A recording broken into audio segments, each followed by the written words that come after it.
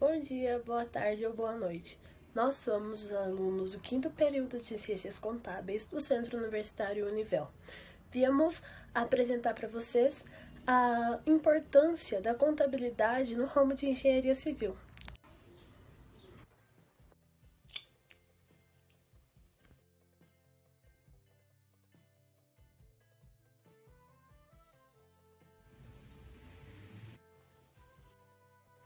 Bem, viemos mostrar como o nosso curso pode ser útil e extremamente necessário na área de atuação de engenharia civil, como pessoa física e jurídica. Qual a importância da contabilidade para as empresas e seu futuro? Preciso mesmo de um contador? O que o contador pode fazer pelo meu negócio? Afinal, qual a importância da contabilidade para as empresas? A origem destes questionamentos está naquela velha imagem do contador emissor de guias.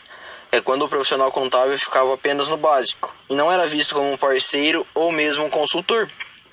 O contador possui diversos relatórios gerenciais que podem ajudar o empreendedor na tomada de decisão. Muitas vezes, o empreendedor tem dificuldade em entender esse tipo de informação. Sendo assim, é possível explicar as demonstrações financeiras e o que pode ser melhorado na empresa. Também pode-se abordar quais pontos precisam de mais atenção. O contador pode mostrar seu valor dando dicas simples. Aliás, simples para quem tem conhecimento, mas fundamentais para organizar a vida financeira do seu cliente. Dito tudo isso, chegamos à análise das demonstrações contábeis. Mas o que é isso? É uma técnica que realiza a decomposição, comparação e interpretação dos demonstrativos financeiros da empresa, visando extrair informações para obter um diagnóstico sobre a situação econômica e financeira da empresa em determinado tempo. Um exemplo desses demonstrativos é o DRE, que deve ser entregue ao final de cada período, de acordo com o regime da empresa que vai ser explicado mais à frente. Mas o que é esse DRE? DRE é o demonstrativo de resultados do exercício. Ele começa com o valor total das suas vendas, passando por todas as deduções até chegar à sua receita líquida. Após isso, são extraídos os custos dessas operações, as despesas, até chegar ao seu lucro operacional. Do lucro operacional são deduzidos alguns impostos, algumas antecipações, até chegar no seu lucro líquido, que consiste no seu real resultado do período. Após o DRE, chegamos ao balanço patrimonial. Mas o que é o balanço patrimonial?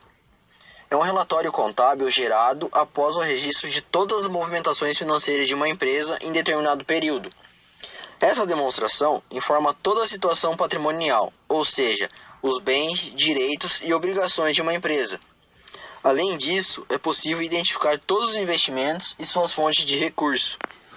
Por esse motivo, juntamente com o DRE, o balanço é uma excelente fonte de informação para o planejamento e ação nas empresas.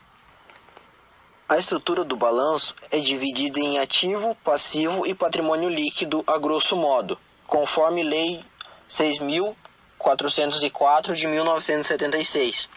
O ativo compreende os bens, os direitos e as demais aplicações de recursos controlados pela entidade, capaz de gerar benefícios econômicos futuros originados de eventos ocorridos. O passivo compreende as origens de recursos representados pelas obrigações para com terceiros, como funcionários, fornecedores, entre outros, resultantes de eventos ocorridos que exigirão ativos para sua liquidação. O patrimônio líquido compreende os recursos próprios da entidade, como seu capital social, e seu valor é a diferença positiva entre o valor do ativo e o valor do passivo.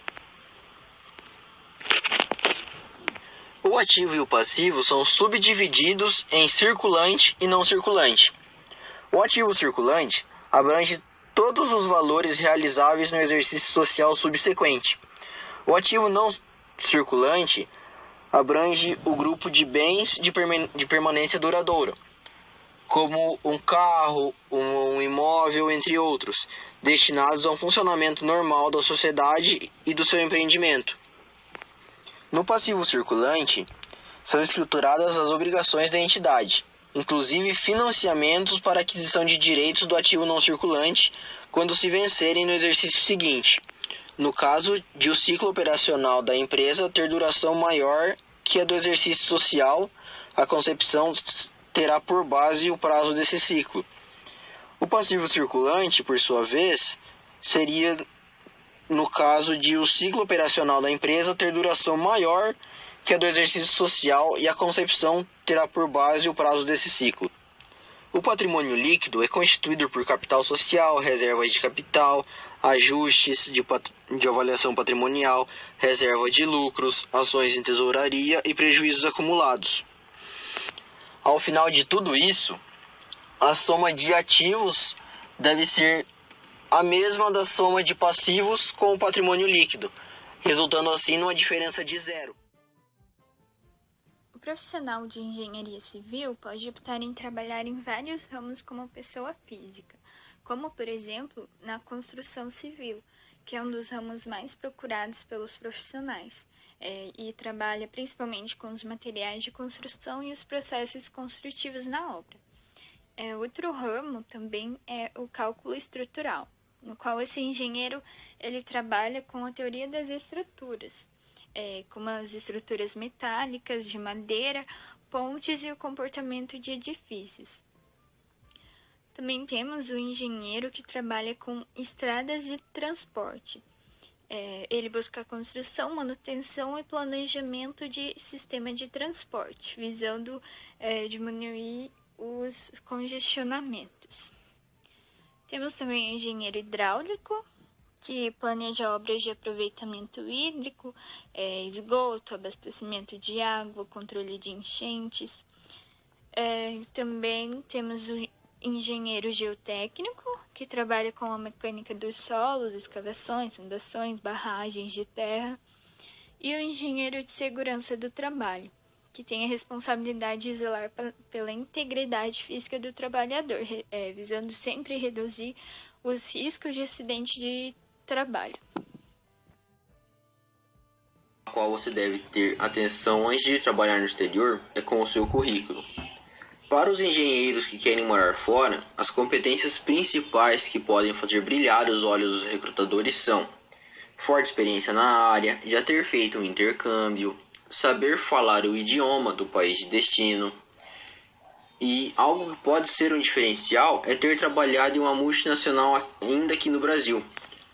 Não é segredo para ninguém que já ter feito um intercâmbio aumenta a probabilidade de garantir a vaga de que tanto sonham em trabalhar no exterior. Como é o caso de vocês que ainda estão na faculdade, pensem seriamente em fazer um estágio ou passar um semestre ou dois estudando fora do país. O intercâmbio ajuda você a fazer contato com pessoas nativas e mais para frente, essas pessoas podem servir como porta de entrada para você trabalhar no exterior. Quando forem formados, busquem trabalhos fora do país, mesmo que voluntários. Isso com certeza pesa no currículo, facilitando um pouco o seu acesso a este mercado posteriormente. Para ficar ainda mais próximo do emprego ideal, dedique-se a estudar o idioma do país que você espera trabalhar. Ok, você já sabe, conhecer inglês é importante, mas não é só isso. Muita gente acredita que entender o inglês falado no dia a dia é o suficiente. Só que as empresas exigem mais do que isso. Você precisa saber inglês técnico também. Isto é, os jargões, palavras-chave para exercer a sua profissão. Ter no currículo uma passagem por uma empresa multinacional pode ajudar você a conseguir isso, pois mostra que você conhece o mercado internacional e já tem experiência com isso. Mas onde entra a contabilidade em tudo isso? O contador pode te auxiliar na elaboração da declaração da sua saída definitiva. Mas o que é essa declaração? Basicamente, é por meio da declaração de saída definitiva que o contribuinte informa a Receita Federal que deixou de residir no Brasil. Ela funciona mais ou menos como a última declaração do imposto de renda no país. Ela é obrigatória para todas as pessoas que vão sair definitivamente do país ou passarão para uma situação de não residente após uma saída temporária, como é o caso de um cônsul, por exemplo. Portanto, é preciso entender em que situações a pessoa deixa de ser residente fiscal no Brasil. Os requisitos são: não morar no Brasil de forma permanente, não prestar serviços assalariados para autarquias ou repartições do governo brasileiro no exterior quando residir em outro país, não retornar ao Brasil com o ânimo definitivo de permanecer no país. Qual a importância de emitir essa declaração?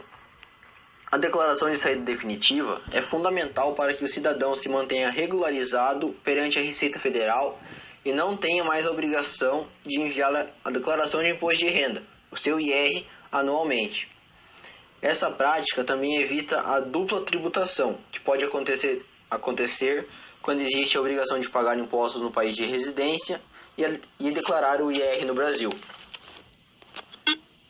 Além disso, deixar de emitir esse documento nos casos em que é obrigatório, pode trazer diversas consequências, como bloqueio ou cancelamento do seu CPF, bloqueio de operações financeiras, a já citada dupla tributação e multa pelo atraso na declaração do IR.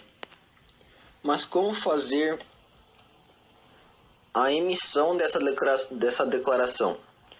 Primeiro, é importante emitir a comunicação de saída definitiva que informa a Receita Federal qual foi a data em que o cidadão deixou de ser residente fiscal no Brasil, as informações dos dependentes. Também é muito importante se atentar ao prazo. O prazo de emissão é o último dia de fevereiro do ano subsequente ao da saída definitiva. A principal função é facilitar a organização de obrigações do contribuinte antes do período em que deve ser feita a entrega da declaração. Depois, durante o prazo em que é necessário declarar o IR, o contribuinte deverá seguir os seguintes passos: preencher a declaração, recolher a cota única, que após preencher e enviar o documento, é preciso fazer o recolhimento da cota única com todos os impostos apurados e créditos tributários pendentes. Isso deve acontecer dentro do prazo de envio, que é o mesmo aplicado para a declaração do IR. O atraso no envio gera o pagamento de multa, que varia entre R$ 165,74 até 20% do imposto devido. Resumindo, a declaração de saída definitiva é um documento obrigatório a todos os brasileiros ou residentes no Brasil que se mudam para o exterior de maneira definitiva ou por um período superior a 12 meses. É como se fosse a declaração de IR final. Após entregar o documento, a pessoa deixa de ser obrigada a declarar. Agora falando sobre salário. A média que a gente encontrou de salário para um recém-formado em engenharia civil é de R$ 5.269. A média no mercado de trabalho brasileiro é de R$ 7.752 e a bolsa para estagiário em engenharia civil é de R$ 1.253. Também temos o FGTS, que é o Fundo de Garantia do Tempo de Serviço. Ele é uma obrigação que o empregador tem de depositar mensalmente um percentual de 8% do salário do empregado. Então, esse valor não é devido pelo empregado, e sim é uma obrigação do empregador. O FGTS tem como principal objetivo auxiliar o empregado em caso de demissão sem justa causa. Mas também tem alguns momentos que podem ser sacados, como em caso de doenças graves, compra de imóveis, entre outros. O cálculo é bem simples. Basta multiplicar a base de cálculo, ali como, por exemplo, o salário de R$ 4.500, multiplicando pela alíquota de 8%, a gente chegará a R$ 360 de FGTS. Temos também o imposto de renda retido na fonte, no qual todo contribuinte que receber valores a título de renda estará obrigado ao pagamento do imposto de renda. No caso do trabalhador registrado com carteira assinada, o percentual correspondente ao imposto de renda será descontado diretamente na folha de pagamento do próprio empregado, no qual o empregador enviará o valor devido diretamente para a Receita Federal. Para calcular o imposto de renda, a gente vai usar um exemplo, o salário de R$ 4.500 que a gente havia usado para calcular o INSS. Sempre que a gente for calcular o imposto de renda, a gente vai pegar a base de cálculo, que é o salário bruto do empregado, e diminuir o valor correspondente ao que ele pagou de INSS. E como, por exemplo, com um salário de R$ 4.500, ele ficará ali na quarta faixa. Então, basta a gente pegar esse valor e multiplicar pela alíquota de 22,5% e o valor que der dessa multiplicação a gente vai deduzir a parcela de R$ 636,13. Agora vamos falar um pouco sobre os tributos que incidem sobre a remuneração, começando pelo INSS, no qual a sua sigla significa Instituto Nacional do Seguro Social e é um órgão do Ministério da Previdência Social ligado ao governo. Contribuindo com o INSS, você estará garantindo a sua aposentadoria e também pode ter alguns benefícios, como, por exemplo, auxílio-doença, auxílio-acidente, salário maternidade e etc. Em março de 2020, passou a valer uma nova tabela para a contribuição do INSS, com alíquotas progressivas, no qual essa tabela ela tende a ser mais justa, porque assim quem ganha mais pagará mais INSS. Para calcular qual será a sua contribuição com o INSS, vamos dar um exemplo com um salário de R$ 4.500. Esse valor se encontra ali na quarta faixa, só que como as alíquotas são progressivas, a gente primeiro tem que começar calculando pela primeira faixa e em seguida passando pelas demais até chegar na faixa que é a nossa base de cálculo. Então, primeiro começamos com R$ 1.045 e multiplicamos pela alíquota de 7,5%. Em seguida, a gente pega o R$ 2.089,60 da segunda faixa, diminui o 1.045 que a gente já calculou na primeira faixa, e esse resultado a gente multiplica pela alíquota de 9%. Em seguida, passamos para a terceira faixa, com os R$ 3.134,40.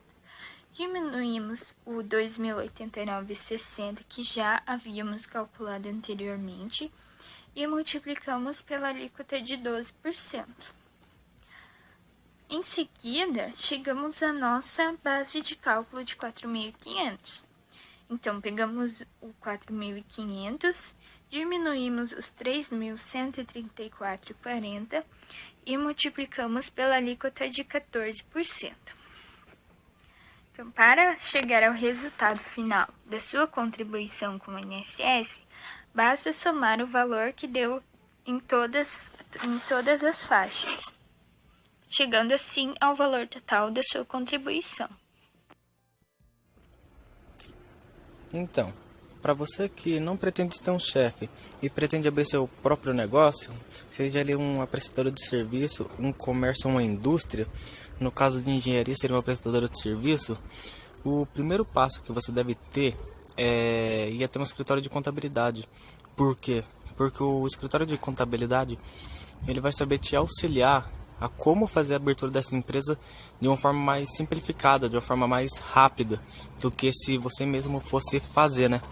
E além disso, você precisa também do escritório de contabilidade, por quê? Para manter seu negócio ativo. Então é necessário, até mesmo ajudando nas suas finanças, na sua gestão, né, para a sua empresa. Chegando no escritório de contabilidade e conversando com o contador, vocês vão alinhar o quê? Vão alinhar como que vai ser sua empresa, ramo de atividade, se vai ter um ou mais sócios, como que vai ser essa empresa. Por quê?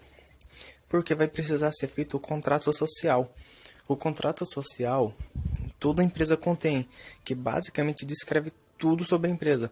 Quanto de capital foi integralizado, quantos sócios tem, o local onde essa empresa fica, o ramo de atividade, para que essa empresa existe. Vai constar tudo no contrato social, até mesmo os direitos dos sócios, em retirada de lucro, participação, quanto esse sócio vai ter de direito sobre a empresa, vai ser tudo no contrato social. E conversando com o contador, vai ser feito, né, o contrato, descrevendo tudo isso citado anteriormente, né, e o local da empresa, o local, a participação dos sócios também. E para que vai ser feito o contrato social? Para mandar para a junta comercial. Na junta comercial, eles vão avaliar seu contrato, vai ver se não tem nada de errado, né?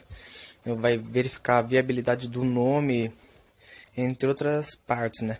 E assim que estiver pronto, a junta comercial avalia o seu contrato, está tudo certo, vai ser mandado para a Receita Federal. E a partir do momento que é mandado para a Receita Federal, aí sim sua empresa está realmente existindo. Por quê? Porque na Receita Federal vão fazer seu CNPJ, que o CNPJ é o Cadastro Nacional de Pessoas Jurídicas. Então, a partir desse momento, sua empresa vai partir a existir. Porém, existe uma coisa ainda. Não é que ela já passou a existir que você pode começar a prestar seu serviço ou fazer suas vendas. Você vai ter que verificar algumas coisas antes. Suas pendências com o município, estado e federal. E como fazer isso? Juntamente com o município, você vai solicitar a certidão de viabilidade de saneamento do local, que serve para quê? Eles nada mais, nada menos que vão avaliar seu imóvel, que você vai prestar ou realizar suas vendas, né? Ou indústria também. Então eles vão verificar a capacidade do local, se está tudo de acordo, né? Se não é um imóvel que está caindo, né? Tudo quebrado, que sujo. Então eles vão verificar basicamente isso para validar sua certidão. Aí sim, a partir do momento que eles avaliarem, tiver tudo apto, aí sim você vai poder fazer suas vendas, prestar seus serviços e tudo mais. E aí você se pergunta, quanto custa fazer tudo isso? Quanto custa abrir minha empresa? Segundo uma pesquisa do Firjan, no Brasil, em média, custa R$ 2.038 para fazer a abertura de uma empresa. Esses R$ 2.038 é fora o honorário do contador, é fora o aluguel do imóvel, caso for alugado, é fora todas as outras despesas que a empresa tem. Então, é R$ 2.038, podendo variar 274% em vários municípios do Brasil. Para quem não conhece, o Firjan é uma sociedade privada e sem fins lucrativos, com mais de 7.500 empresas associadas. Sua missão é promover a competitividade empresarial, a educação e a qualidade de vida do trabalhador, da indústria e de toda a sociedade, contribuindo para o desenvolvimento sustentável.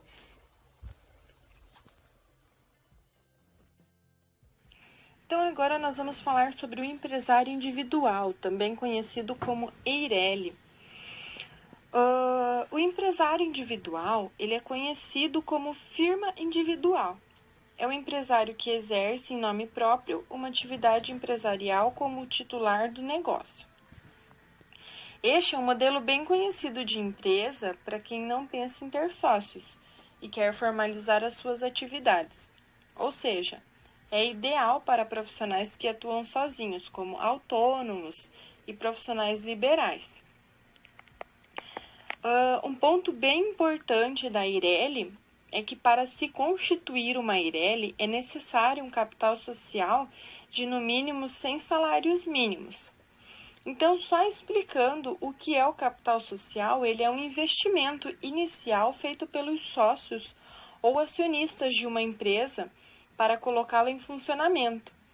Esse tipo de investimento é registrado em um contrato social e pode ser feito tanto em dinheiro como em bens. Sobre a razão social da empresa, ela deve ser composta pelo nome civil do proprietário e também é possível adicionar outro nome em referência à atividade econômica ou à forma como é conhecido no ambiente empresarial. A empresa não pode ser transferida a outro titular, exceto em caso de falecimento ou autorização judicial. Esse, portanto, não é o melhor tipo de empresa para quem pretende vender o negócio no futuro. Então, nós vamos falar um pouco sobre sociedade anônima. Ela é uma empresa que contém os sócios, cujos são acionistas, ou seja, cada qual possui ações da companhia, aos quais lhe conferem seus direitos na participação de lucros e decisões da empresa. Os novos acionistas que entram na empresa, a partir do momento em que compram as ações, não há necessidade de alterar os documentos sociais a cada venda ou compra das ações.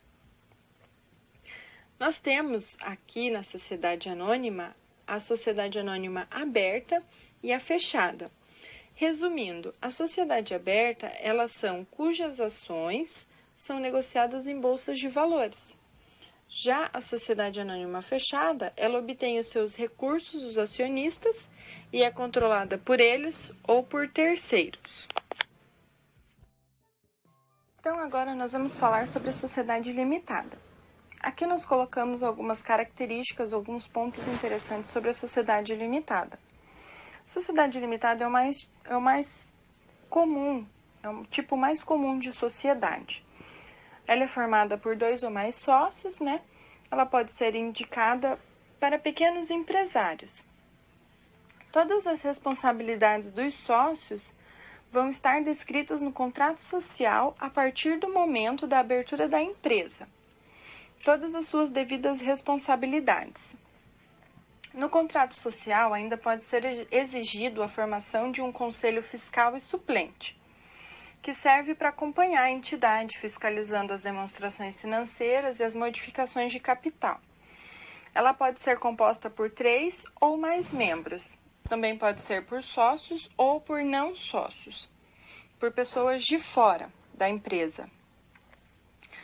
Caso aconteça algo dentro da empresa, isso não vai interferir no patrimônio pessoal dos sócios. Então, a empresa é separada.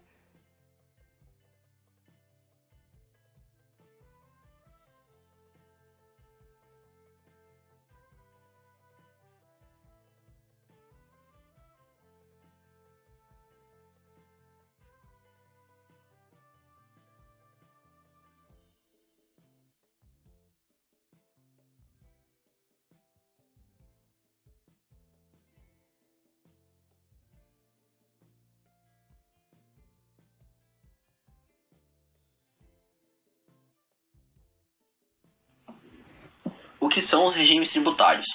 Regime tributário é o conjunto de leis que regulamenta a forma de tributação da pessoa jurídica no que diz respeito ao imposto de renda, o IRPJ, e a contribuição social sobre o lucro líquido, CSLL.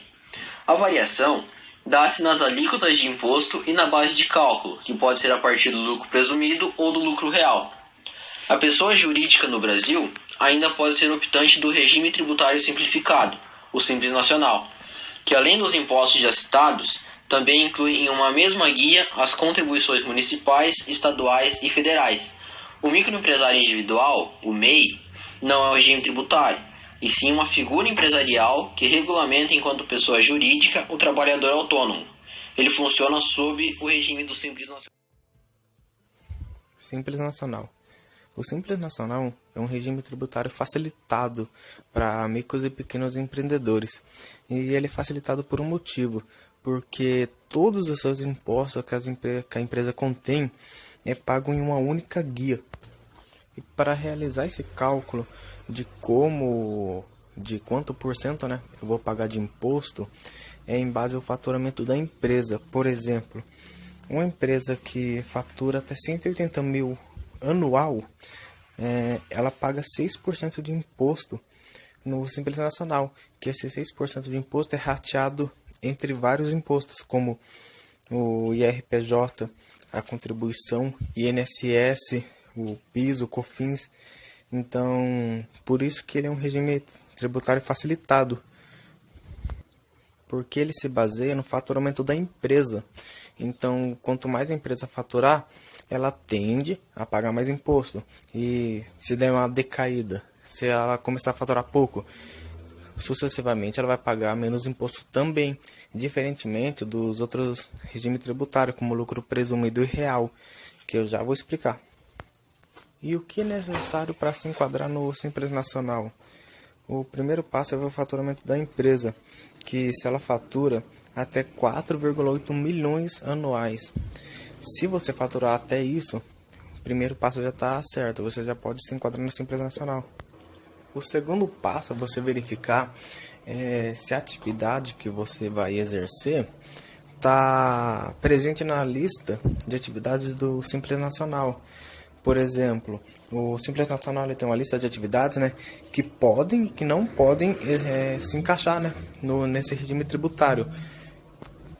Outra exceção também é que acontece o seguinte: se você for um dos sócios e for resiliente em outro país, isso te impede de optar pelo Simples Nacional também, porque uma das regras dele é que todos os sócios sejam resilientes no país que a empresa exerce as atividades, né? Por exemplo, no Brasil, se a empresa for no Brasil e o sócio morar em outro país, isso já impede, ele é excluído do Simples Nacional, caso ele se mudar, né? Ou caso ele for abrir empresa, ele vai ser impedido de abrir.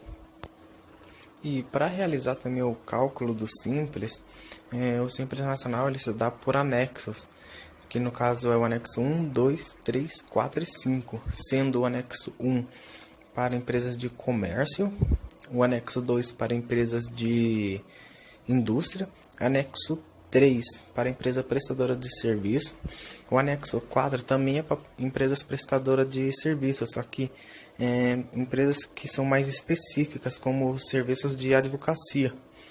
E o anexo 5 também para empresas de prestadora de serviços, porém tem um ressalto, que no anexo 5 ela possui as alíquotas um pouco mais alto, pelo motivo da empresa não pagar, né, 28% de folha em base ao seu faturamento. Esse é um caso mais detalhado que tem que explicar de melhor forma, né? Por isso eu não vou entrar tanto em detalhes nessa parte. Ainda sobre o faturamento do Simples Nacional, tem um detalhezinho. Caso você ultrapassar os 4,8 milhões de faturamento anual, você é excluído do Simples Nacional no ano subsequente. Então, por isso que é bom todos os contadores que possuírem, né, empresas do Simples Nacional, é bom ter esse cuidado. E beleza. E ainda mais tem um sublimite de 20% do faturamento. Por exemplo, a empresa faturou 4 milhões e 800, né, excediu os 4 milhões e 800 e faturou mais 20% sobre esses 4 milhões e 800. Então, caso isso ocorrer, você é excluído do Simples Nacional no próximo mês. Então, por isso que é bom ter um bom cuidado. E explicando sobre lucro real, ele é basicamente igual ao lucro presumido, porém, ele tem as alíquotas dos impostos um pouco mais alta e ele pode tomar de crédito de compras. Vamos lá. As alíquotas do lucro real para PIS é de 1,65, a alíquota de COFINS é de 7,60, e as alíquotas de IR contribuição é 15,9%. Porém, diferentemente do lucro presumido, o IR contribuição é pago sobre o lucro real que a empresa tem. Então, se ela tiver prejuízo ou se ela tiver lucro alto ou baixo, é 15% sobre esse lucro que ela tiver. E diferentemente do lucro presumido, né, que paga sempre terá o lucro presumido, né, de 32%, ou conforme a atividade, né. O lucro real, conforme dito, né, pode tomar crédito, então ele tem esse benefício. Por exemplo, uma transportadora vai lá e compra pneus, por exemplo, ela pode se aproveitar de crédito de 18%, conforme o Estado permite, né. Então, se ela pode se aproveitar do crédito de ICMS, pode se aproveitar do crédito de PIS/COFINS. Então, por isso que é bom o contador analisar, né, se a empresa que ele está fazendo a contabilidade compensa, fica ou no lucro presumido ou no lucro real. Pois, numa análise simples, uma empresa que está no lucro real, para calcular o IR, a contribuição dela vai ser como toda a receita que ela teve, todo o faturamento, toda a receita que ela obteve no período, menos todas as despesas que ela teve. Aí vai dar o lucro que ela conteve e vai pagar o IR, a contribuição sobre esse lucro. Beleza. Para uma empresa que tem pouca despesa, não compensa ficar no lucro real. Então, porque ela vai ter um lucro muito alto e vai pagar muito IR e contribuição. Então, por isso que é bom o contador estar atento para ver se realmente compensa a empresa estar no lucro real e se não compensa ela ir para o presumido. Por isso que é bom estar atento nessa parte.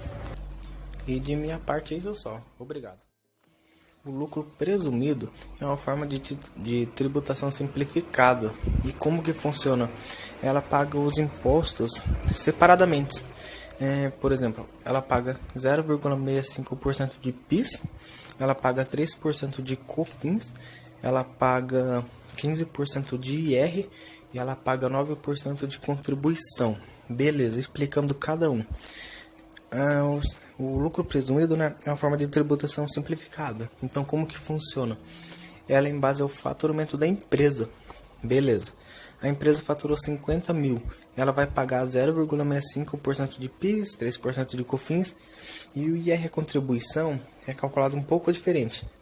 A Receita Federal, no lucro presumido, ela define, conforme a atividade da empresa, quantos por cento ela tem de lucro. Por exemplo, uma empresa médica que presta serviços médicos, boa parte delas tem sua presunção de lucro de 32%. Então vai acontecer o seguinte: a empresa foi lá, faturou 50 mil reais, então ela vai ter uma presunção de 32%. Então 50 mil sobre 32 vai ficar 16 mil. Então, sobre os 16 mil de lucro presumido que a empresa tem, aí sim você calcula os 15% de IR. E para a contribuição é a mesma situação. Você vai pegar os 50 mil e vai aplicar os 32% definido pela Receita e vai calcular os 9% sobre os 16 mil reais que a empresa teria de lucro presumido.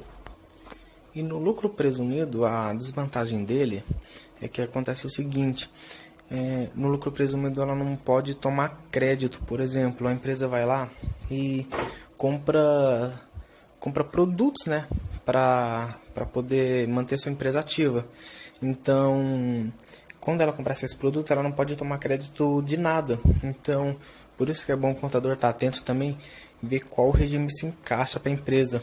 Porque caso a empresa compre bastante produto que vale a pena, né, a empresa tomar crédito, então era bom analisar se ela não compensa para o lucro real. E a única forma que o lucro presumido tem de diminuir um pouco do imposto que vai pagar é por meio de dedução, que é diferentemente de crédito, né? Que quando a empresa toma algum serviço que ela contrata, né, ou alguma empresa para prestar algum serviço para ela, ela pode se aproveitar de imposto que a empresa passa a responsabilidade de pagar. Por exemplo, ela toma um serviço que a empresa retém o PIS, o COFINS, a contribuição ou o IR na nota. Então ela pode se aproveitar somente disto para reduzir o quanto ela vai pagar de imposto. Em caso de dúvida, consulte-os.